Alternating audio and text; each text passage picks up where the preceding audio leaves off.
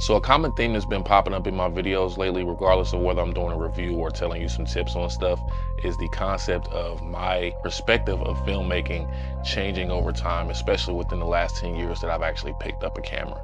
And in the process of that evolution, I've actually started to transition from doing freelance to actually starting a production company and really trying to get into the corporate ladder, getting more weddings and things of that nature. And the camera that I'm going to talk about today has been a very, very instrumental piece in building that process. And despite its sensor size, this has become probably one of the most talked about cameras within the last 5 years, and is a camera that's been making waves pretty much since its debut.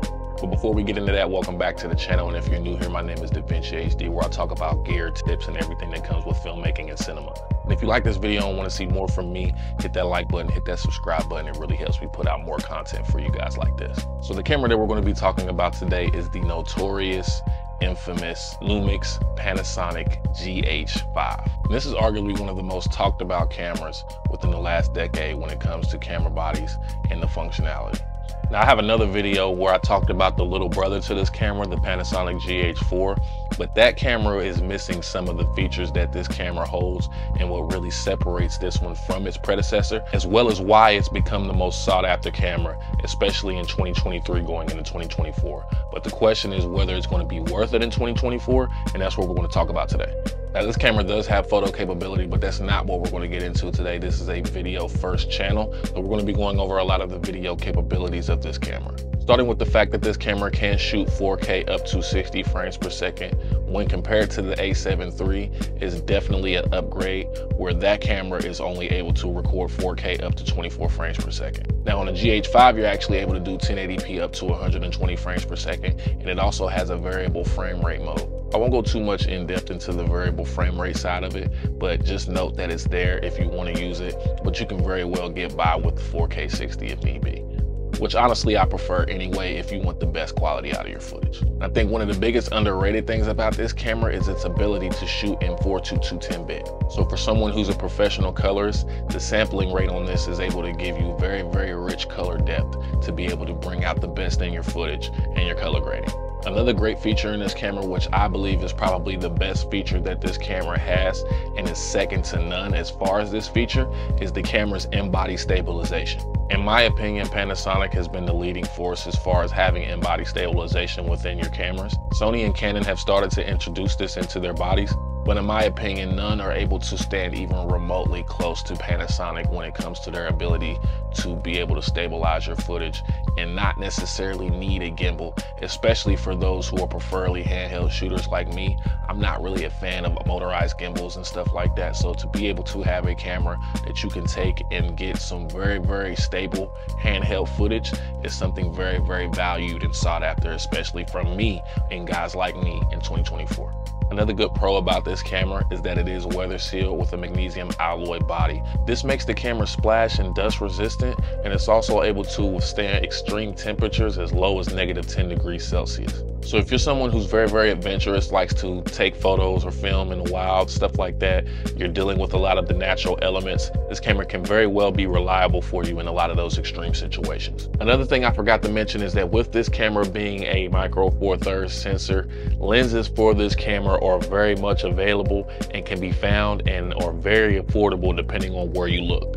I think another good thing about this camera that you didn't see a lot of at the time is its unlimited recording feature. There were a lot of cameras that were coming out around the time that this one was released that were putting a 30-minute recording limit on their cameras. If you're someone who shoots long form content like interviews, podcasts, things of that nature, certain events, this is a perfect camera for you to be able to get that long form content and not have to worry about your camera stopping. Your camera will record as long as the memory you have in your camera is enough.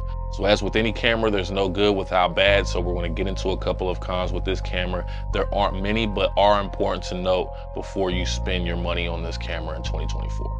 So the first con is obvious, and we're just going to get it out the way. Anybody who's familiar with the GH5 understands that it is sporting a micro four thirds sensor, which is smaller than your APS-C and full frame sensor cameras that are out there. Something like this is definitely going to hinder your low light capability. So in personal use case with this camera, I was only mainly able to pull the ISO up to about 1600 before I started noticing any unusable noise in my footage. So just as a personal tip for me, if you do plan on using this camera or any other micro four thirds cameras, you just should not go anywhere above 1000 or 1600 ISO, or you'll start to see some very noticeable noise ingrained in your footage that will just be completely unusable in low light situations. Now, for people who use DaVinci Resolve, you may be able to counteract some of this and get some of that noise out.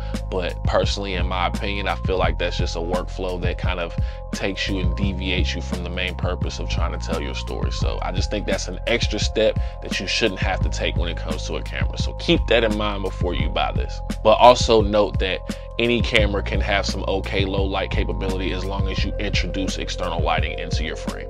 So I think the most controversial downside to this camera, depending on what type of shooter you are, is the autofocus capability. I'm just gonna go ahead and say it. The autofocus capabilities in the Pansonic GH5 are virtually non-existent. That's not to say there aren't any autofocus features that are in this camera. However, the continuous autofocus on this camera is virtually garbage. However, if you're not using a cine lens and you have like native Panasonic lenses or even Sigma lenses, there is a push to focus feature that can help you dial in if you want to combine using that with manual focus. Now, for somebody like me who's mainly a manual focus shooter, this doesn't really bother me, as I like to use a lot of cine lenses, and even if I don't use cine lenses, I do like to pull focus myself with a lot of shots. But if you're someone who's never picked up a camera before, this is something that could be very problematic for you and could end up posing some difficulties for you later on down the line when it comes to filming on set. However, despite those two really important cons, I think it's important to note the price of this camera and why I believe it's the perfect camera to start your video production business in 2024 if this is something that you're looking to do. So when this camera first released, it was in the range of the $1,500 to $2,000 price range as far as camera bodies is concerned,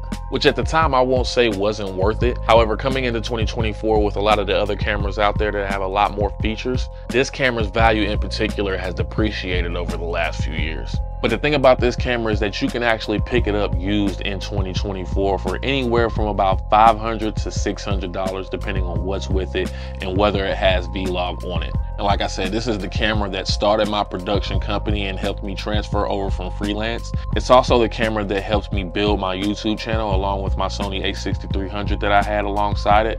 I know those are two camera bodies that don't necessarily pair well together, but I'm a person who deals with budget. So at the time when I bought those two cameras, they were the cheapest cameras I can get with the budgets that I had. They were very much instrumental in helping this channel build it to what it is. Even with the 2,000 subscribers that I only have right now, it was very helpful in giving me the tools and quality I needed to give you guys the best form content. And like I said, with this camera in particular, I've been able to use it in a lot of real-time situations. I've used it for weddings, I've used it for music videos, I've used it for podcasts, documentary type work, interview type work. The only thing that I haven't used this camera for is a lot of sports, because when you're dealing with sports content, you're dealing with a lot of fast moving subjects.